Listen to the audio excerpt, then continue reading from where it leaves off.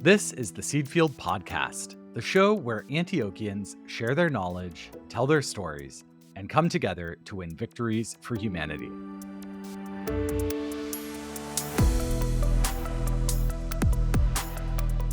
I'm your host, Jasper Nighthawk, and today we're joined by Susan Dreyer Leon for a conversation about why many teachers today are practicing mindfulness and whether the benefits of mindfulness go beyond stress reduction to actually make us kinder, more aware of our reactions, and better able to educate young people.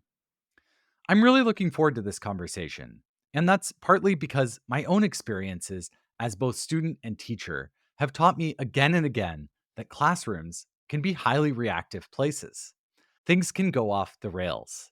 I myself have vivid memories of countless times when I was a student in elementary, middle, and high school, and one of my teachers would run out of patience and yell at us, or be mean to one of my classmates, or might otherwise let the challenge of the job get under their skin. And those times were tough for the students, but also they were really obviously quite tough for the teacher. That's not what anyone is dreaming of when they set foot in a classroom. As a teacher, as a student, that's not what my parents were signing up for when they sent me in there. But things would get out of hand. Years later, in my 20s, I spent 7 years working as a visiting poetry teacher. And for that job, I would take over classrooms for 3 or 5 or 7 days of lessons. And this gave me the opposite perspective. I was the teacher, and I got to learn firsthand just how challenging it is to be in charge of a classroom. And I remember certain days when I was struggling to hold it together myself. Especially, it was really hard when students were trying to get a rise out of me. I remember one kid who kept talking under his breath right when I would start talking. And it was really tough. Like, part of me was like, I want to send this kid to the principal, or, you flash back to how kids were disciplined in my parents' generation. You feel your own anger and frustration rise, and it can sometimes feel like there's nothing you can do about it. I'm sure anyone listening to this, if you were ever a student, you probably have your own memories of how intense classrooms can be. And if you've spent any time at all teaching, you know that even more viscerally. And this is an important subject. Kids in our country spend at least 13 years in classrooms, and teachers spend their whole careers navigating these challenges. This is why I'm so interested in the concept we're talking about today, the idea that for many educators, it can be useful to cultivate the practice of mindfulness. This practice that can involve meditation, but really comes down to being present and aware and non reactive and non judgmental. It's a muscle. These practices are based on meditation and ideas that are thousands of years old, but they offer a valuable approach for teachers today, going beyond simply the buzzwords of wellness to be something that helps us be the best teachers that we can be. To learn more about this, I'm happy to be joined today by Susan Dreyer Leon. Susan is a longtime core faculty member in our education programs, and she's currently the chair of the Department of Education at our New England campus. Before coming to Antioch, she was an alternative public high school teacher and leader in New York City and in Vermont, and she's a school reform initiative national facilitator and consultant. Most relevant to this conversation, Susan helped found Antioch's Mindfulness for Educators concentration, that is part of the Master of Education for Experienced Educators, as well as the Certificate in Mindfulness for Educators. She still coordinates those programs today. So, Susan, with that big preamble, welcome to the Seedfield Podcast. Thanks for having me. I'm excited to be here and to have this conversation. I am too. So, before we get into kind of the meat of this conversation, I'm a lifelong vegetarian, so I say that advisedly. We always like to ask our guests and myself to disclose where we're coming to this conversation from. This kind of positionality is especially important when we're talking about where things intersect with race, power in our society. And I think the conversation we're going to have about education, public school classrooms, these are places where race, power, class all come to bear. So I will start off. I am a white cisgendered man. I personally attended public schools through high school and then had the experience of going to a very fancy private college on a lot of financial aid. Today, I have steady housing and income, though, like almost everybody, these are precarious. I'm not currently living with a physical disability, though I do experience anxiety and depression. And I think it's also relevant to mention that I'm the parent of an 18-month-old child. So when I talk about schooling and public schools, I have an extra vested interest right now.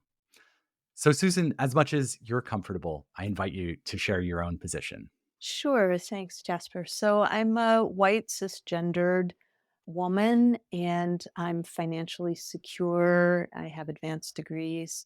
I'm also a parent and a foster parent. And I'm also a parent of a child with significant disabilities and medical conditions and a foster child with mental health issues. So I feel like I also have a real vested interest in how the educational system is serving students at all who are bringing all kinds of different needs into the classroom. Thank you so much for sharing that. Yeah. So, I wanted to start off by actually talking about mindfulness and what that is. So, I was curious how you define mindfulness. Yeah, so the word doesn't originate in English. It comes to us from the Pali language, which was the language spoken in the time of the Buddha in the subcontinent. And the word is sati, and SATI, and it doesn't have a direct translation. And so this has actually been important in the migration of these ideas from the Asian contexts in which they were developed into Western vocabulary. And I think that probably the most impactful definition in modern education and psychology settings comes from John Kabat-Zinn. He's the founder and director of the mindfulness-based stress reduction program, which started at UMass Medical School. And he calls it paying attention in a particular way on purpose without judgment. Hmm. And so it's complicated, but it definitely involves at least the components of directed attention and purposeful awareness of our internal and external states. I'm kind of chewing on that, paying attention on purpose without judgment. Right. And I know that it often gets called a practice as opposed to, I think we could just say to anybody, all right, now pay attention on purpose without judgment. And you could make an attempt at that. But what does it mean that it's a practice? Yeah, I feel like one of the things that I love about our moment in history with this idea is that we have the coming together over the last, what's like my lifetime, right? Starting in the late 60s through now, of a really dramatic improvement in our understanding of neuroscience and the brain, and these 2,600-year-old teachings, and also all the contemplative traditions throughout human cultures, and to see, like, why does this work? What is this? What they can see in the brain is that it is a combination of increasing capacity for paying attention and activating certain other sets of structures in the brain that do things like regulate emotion Mm, or activate compassion. And we can see that what happens, just like with exercise, if you do more of it, the brain structures and connectivity that foster these features grow. And they can measure that now. that's so cool. Yeah. So it's really not just anecdotal, it's now measurable. And I will say that these measurements are small and the science is young, Yeah. but it's not insignificant. It's powerful enough that we came to believe early on that mindfulness was going to be an enduring field in education in the same way that it is already an enduring field in psychology. Yeah. So I wanted to pivot to that. There definitely is a school within psychotherapy that uses mindfulness in a therapeutic context. But I think people are less familiar with how this comes into the practice of teaching. So, can you tell us why mindfulness can be an important approach and practice for teachers? Sure.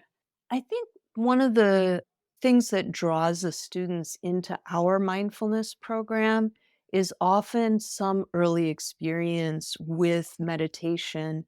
It can be in a yoga class or it can be in a mindfulness class, and they get a taste of something that they want to develop. And I think the thing that they're getting a taste of is a fresh perspective on their own minds and Mm. on their students in their classroom. I think a lot of it has to do with seeing things in a new light, and that helps to peel away layers of self-judgment and frustration, and let's see if I can think of a good example. Sometimes we get a student in our class who's really frustrating. And over time, we build up a kind of reactivity, a resistance to that student so that we feel relief on days when the student is absent and we feel concern on days when they come to school.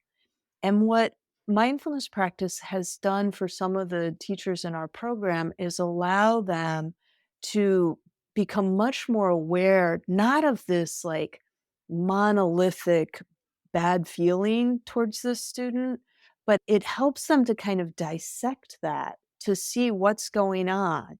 Like, oh, I'm feeling fear. I'm feeling confusion because I don't know how to help this student. I'm feeling anger because I had a lesson plan that I can't follow through on. Yeah. And then developing on the other side of it a compassionate response to the student, where I know it seems kind of obvious, but teachers really can shift from like, why is this kid out to ruin my day? To what is going on for this young person and how do I help them to navigate through this situation so that they can access their education? Yeah. That's such a great example of how you could take a reactive response and look at it non-judgmentally and start to see what it's made up of rather than it just being, "Oh my god, they're here again. Well, how's today gonna go? I'm so concerned. I'm stressed out," and going into that more panicky state. Yeah, I think one of the first things that happens for people when they start to practice mindful meditation and then begin bringing these practices into their classrooms, one of the first things people see is the separation between the part of the mind that's thinking and the part of the mind that can observe our thoughts. Mm. That separation is huge. That first opening to realizing I am more than just the thoughts that pop into my head. And that brains think. That's what they do. They throw out thoughts. And it's often conditioned, right? Our mind is conditioned in a certain pattern. And we often have a tendency to get engaged with those thoughts in an unconscious way. Like we don't even know how it happens. It's just we follow along the thought train. And it often goes in well worn grooves. Like everybody probably has their top 10 thought list or whatever. One of the first things that happen to people in mindfulness meditation is they're like, "Oh my god, my mind never shuts up." Right? It really is. Mhm. They call it the monkey mind. It's just like swinging from branch to branch and going along. And when we realize like, "Oh, we don't have to go along for that ride." That's the beginning of creating a space between a thought and our reaction to that thought. And in that space, we perceive choices that we didn't have before. And it's that capacity to make a choice about your action. Whereas before it was, click, boom. It's like a thing happens, my mind reacts, I follow that reaction. With mindfulness, you get that space in there. Sometimes I refer to it as the whisker. If I could just get not even a foot in the door, just a whisker in the door between an event and my reaction to that event, then there can be a choice in how I respond. And in that choice can be so much important learning opportunity for a kid. It can be the difference between me getting ticked off and sending them to the office and me saying, "Come sit down and talk to me. Let's figure this out because you really need to not miss another math class." It sounds to me like you're describing a kind of self-awareness and self-regulation that teachers are able to develop through mindfulness. And I guess I'm curious why this is specifically important for teachers, because what you're describing about the benefits of mindfulness is available to anybody who takes on this practice or who undergoes mindfulness therapy. I'm curious why you have built out this whole program, specifically bringing it to classrooms. I have to just take a moment to acknowledge Claire Stanley and Jack Millett. They're the curriculum designers of this program, and started the School for International Training in the MAT program there, Masters of Teaching. And they were teaching people to teach English, and they've taught in contexts all over the world, in Japan, in Tunisia, in South America, here in the States. And one of the things that they really developed, along with some other colleagues like Carol Rogers, who's a Dewey Scholar at SUNY Albany, is they really developed this understanding of how teachers learn. And so they brought with them these ideas of like teachers learn really well in community with other teachers, that teachers learn really well experientially, which means that you need to be able to give them an idea and let them take it into the classroom and try it, and then come back and dissect what happens for them and talk about it. And so while they were developing this teacher education program, they were also both training to be mindfulness teachers. This program at Antioch, the Mindfulness for Educators program, really brought together their two understandings. Everything they had learned in their 20 to 25 years of mindfulness training and everything they learned in 20 or 25 years of teacher education. And I feel like what they saw in the potential of mindfulness is that it's really hard to go into somebody else's classroom and help them be a better teacher. But if you give them the tools to cultivate awareness so that they can honestly reflect on their teaching practice without being debilitated by how bad that can feel, Yeah. then they have a much better chance of being able to grow and change in ways that only they can see. And so I think that that's one of the very hardest things about teaching. It's super personal. And when things go wrong, you feel really bad. And it's easy to feel bad about yourself. You're working often in very oppressive circumstances where both you and your students are oppressed by a broken system. And if you layer in issues of class and race and gender, then I feel like the levels of the oppressiveness of the system can be really damaging.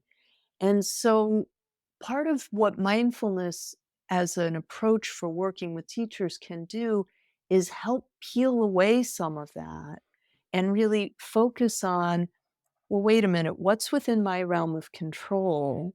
And how can I create enough resilience in myself that I can look honestly at my practice and be willing to make changes?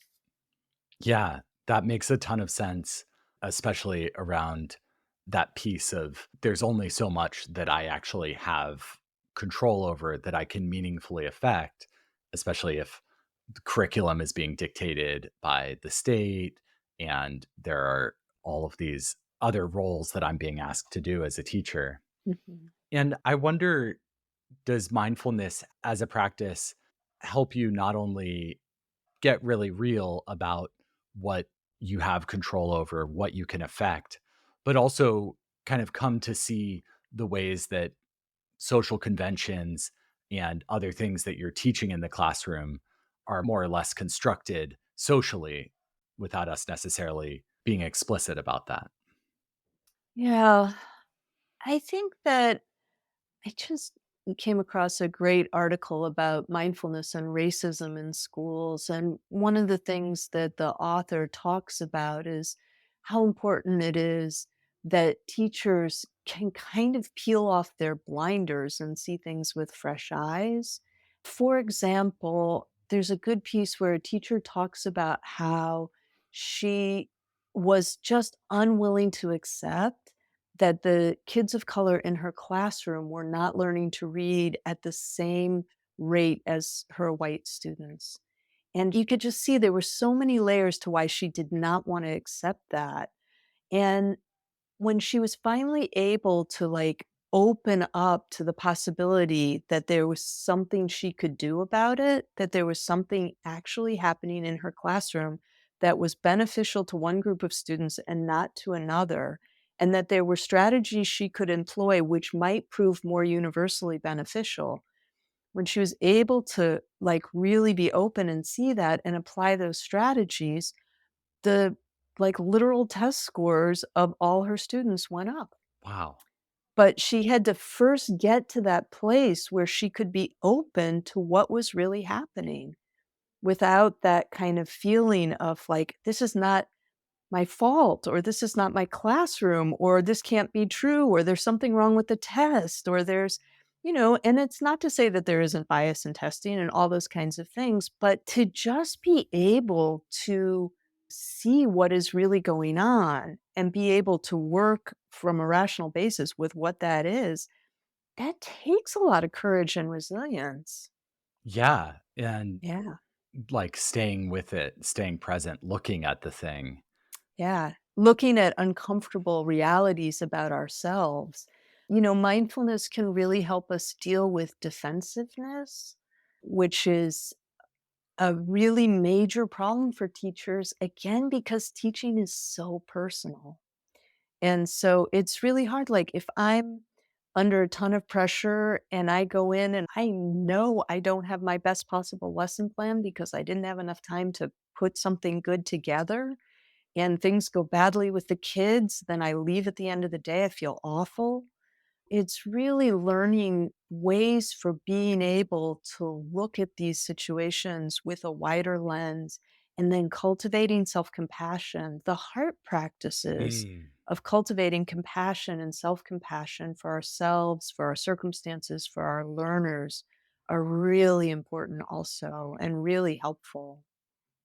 In your definition, that wasn't your own, but you said of looking without judgment. Mhm. And I think that that gets towards that self-compassion rather than just saying, "Oh, I let everybody down," to look at it and say, "Well, maybe, this is what happened, and maybe it wasn't as bad as I'm making it out to be, or maybe there were circumstances conspiring against me," and being able to maybe make changes towards the way things happen in the future without getting stuck in a world of blame and recrimination. Right, or shutting down, and I think that at the far end of the spectrum, we see teachers who it's just become too painful. Like, it's just become too painful to engage authentically with themselves and with their students, and they often burn out and quit. The number of people who leave teaching in their first year is astronomical. Yeah. Yeah, and a lot of that has to do with not being fully prepared. I'm going to use the word emotionally, not being fully prepared emotionally for the roller coaster that is the classroom, and really being able to kind of keep your balance under those circumstances.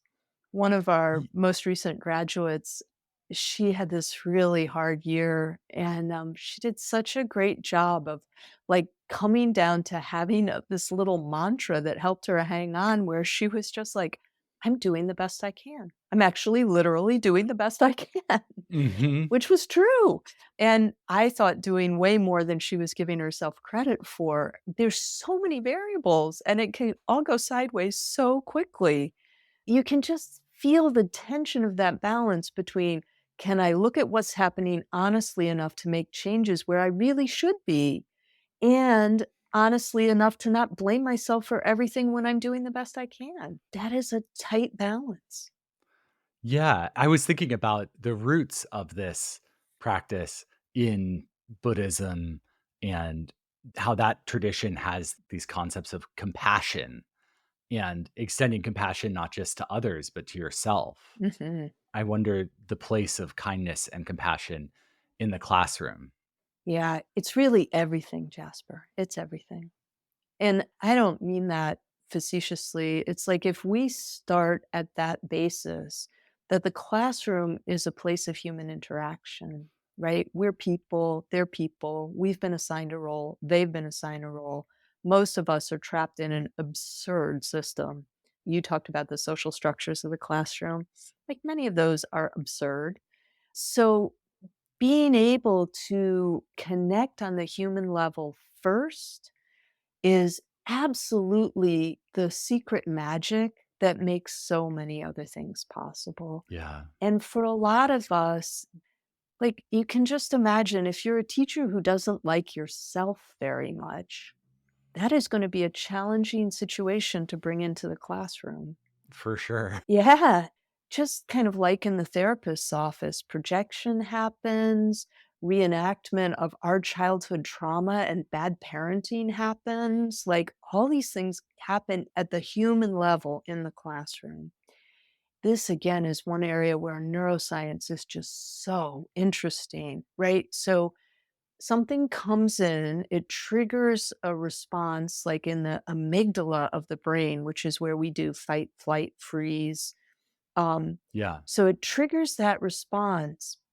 And then we're off on our train of reactivity, right? So if we got yelled at a lot as a kid and something triggers us in the classroom, we might find ourselves yelling without ever having made a conscious choice, like, okay, I'm going to let this kid have it, right? It just blah, blah, blah, blah, happens. Hmm. And so, what they're seeing in the brain of people who meditate, especially heart practices like loving kindness and compassion, which are explicit practices that can be taught in these traditions, the activity of the amygdala gets dampened by the activity in the prefrontal cortex, which is where we do thinking, planning, processing, making sense of our experience. And so it's not that the amygdala doesn't get triggered, it's that the prefrontal cortex comes online and calms it. And that is such an encouraging cycle of events because it really suggests that like you can practice compassion by yourself on the meditation cushion and it translates. It actually goes with you into the classroom. Pretty amazing. Yeah, that's super amazing. And it's great to hear the tools of neuroscience intersecting with these older traditions and, not trying to reinvent the wheel, but instead trying to figure out how a wheel that people already have reported works, how it is working on a brain science level. It feels good to myself thinking this through to just think, okay, what I'm doing is I'm giving a 1 second pause or a 5 second pause on my fight, flight, freeze reflex and observing the situation and thinking, do I wanna go into that heightened state, or can I take a breath? Right. And I think that these very simple, I'm going to use the word technique for this or tools, these very simple techniques and tools that you can get people to practice in the classroom, like pausing. That's one of the first things we teach in the Mindfulness for Educators program is we have people practice pausing and just really seeing what that feels like. Taking 3 breaths, those kinds of things seem like they couldn't work. It's too easy. They're very easy to do. They're harder to remember to do. Yeah. But if you remember to do them, people report kind of astonishing results, like pretty surprising results. And if they're practicing meditation, and there are a lot of different forms of meditation that they can do, it can be mindful movement, it can be walking, it can be sitting meditation. There are lots of different forms, and it's important for people to pick the form that works well for them.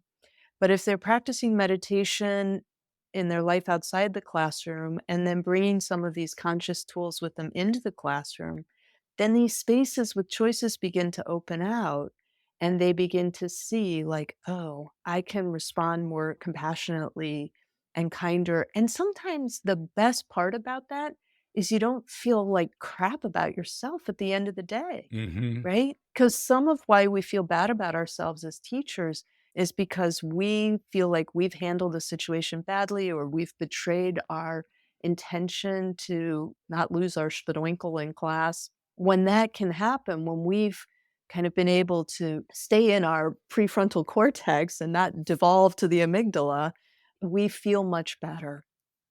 That makes a ton of sense.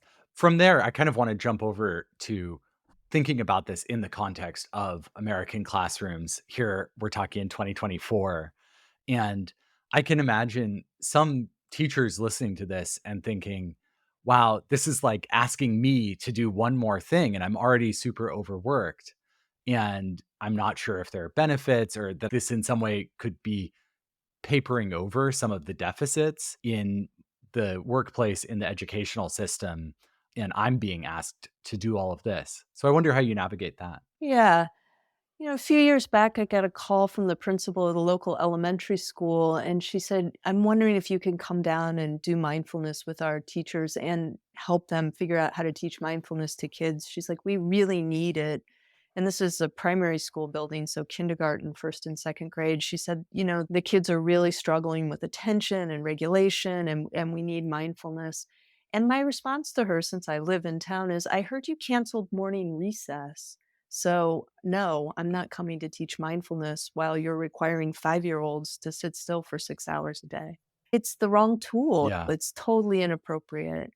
Mindfulness is not going to solve the problem of racial oppression in American schools. It is not going to create just working conditions for teachers. It's not an appropriate ask for people if the goal is to try to get them to be less reactive about injustice. Like, we need to be reactive towards injustice. Anger has a place, especially mindful anger can be really powerful. Hmm. I love that term, mindful anger. I've never heard that before. Sometimes there's a mistaken idea that being non reactive means allowing whatever's going to happen. That's not it at all. And in fact, often what mindfulness allows people to see is things that just are totally unacceptable, and that it often is a catalyst for action. Like, once you see, oh, we can't do this, this is wrong, then you can actually be sometimes a more effective advocate for change.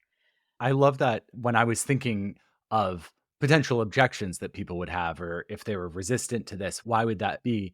I was also imagining somebody who's thinking, I have this very challenging job, and some of the things that I'm asked to do, like teaching to tests that I don't agree with, or strictly following curriculum that I didn't have any hand in creating, and that feels maybe a little bit robotic.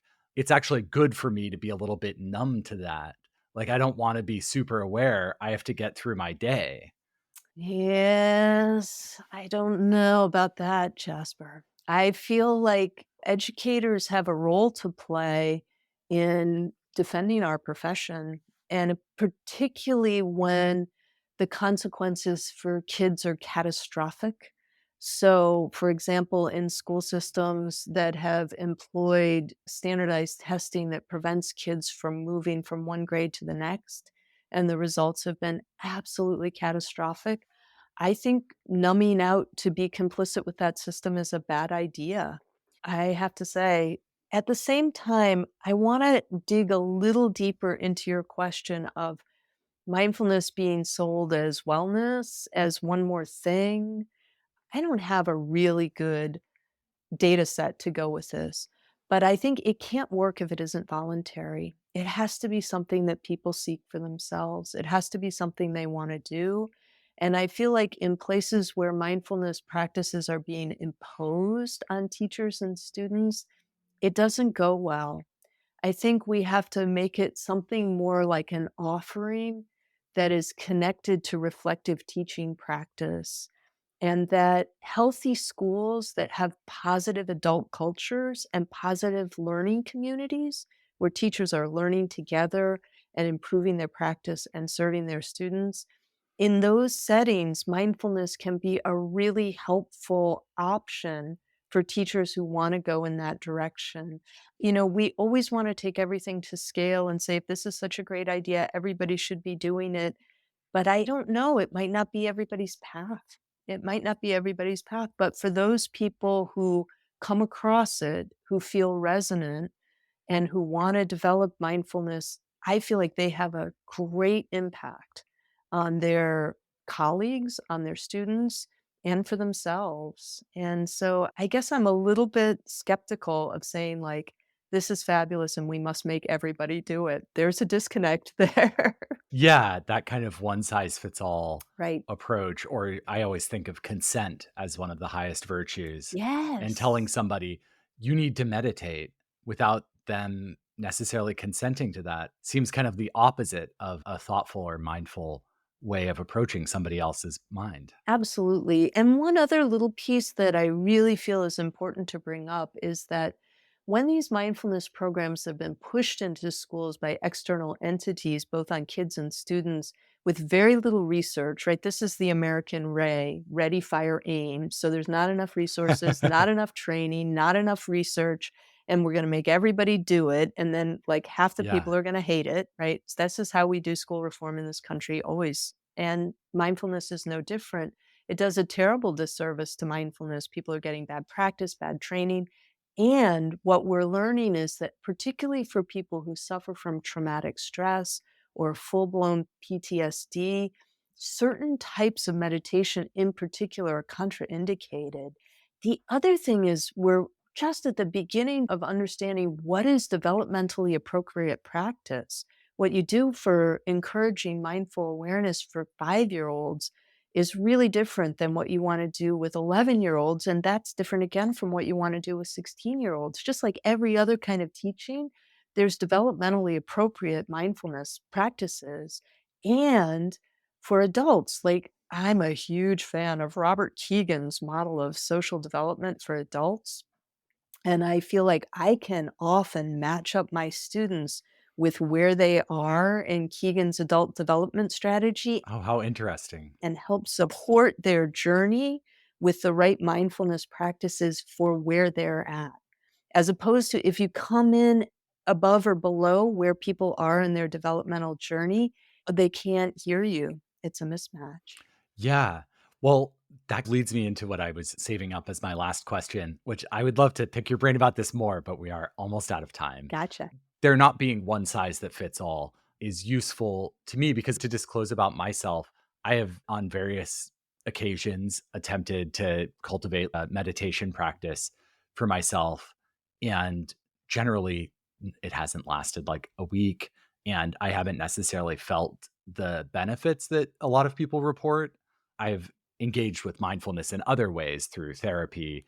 But talking to you, I feel enthusiasm to explore that again and to see if there is something more for me there that just in an unguided way I wasn't able to access. And so I'm curious if you could offer some guidance of where people, be they teachers or other people on their journey, might get started, might find traction. Yeah, I think that's a great question. There's never been more mindfulness available to people, which is sort of great and it's sort of scary because where do you begin? But I think one of the things we're really learning has to do with fit. So if you're saying to yourself, I really want to find a mindfulness practice that works well for me, you might have to try a bunch.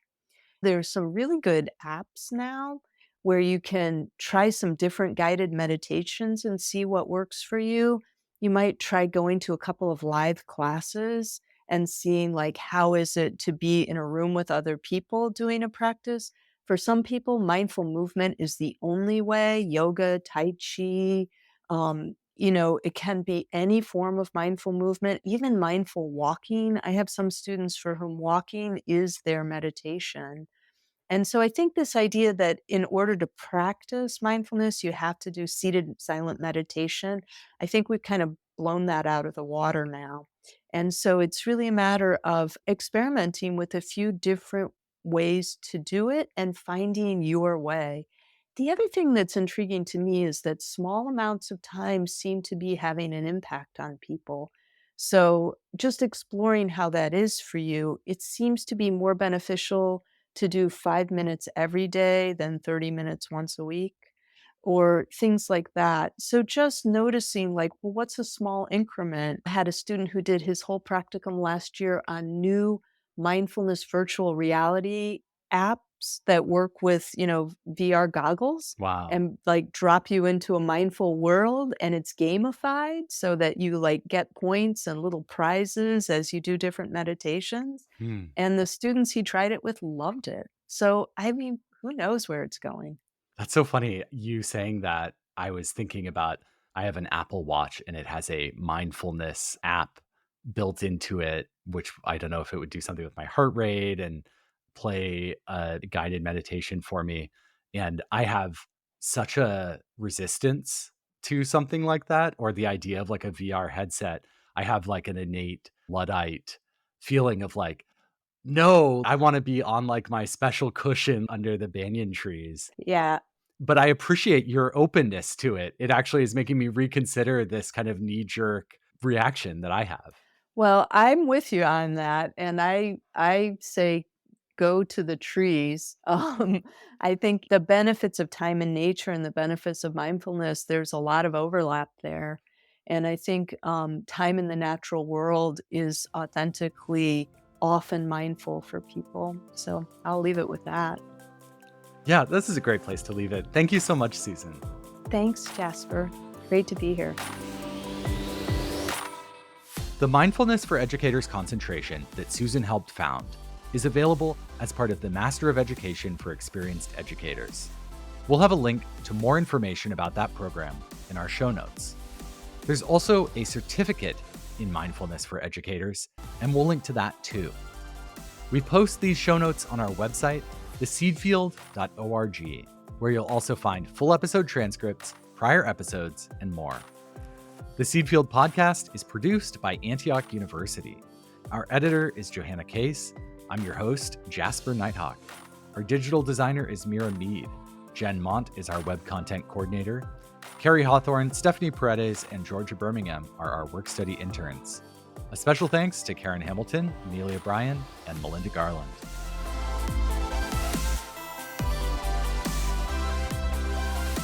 Thank you for spending your time with us today. That's it for this episode. We hope to see you next time. And don't forget to plant a seed, sow a cause, and win a victory for humanity. From Antioch University, this has been the Seedfield Podcast.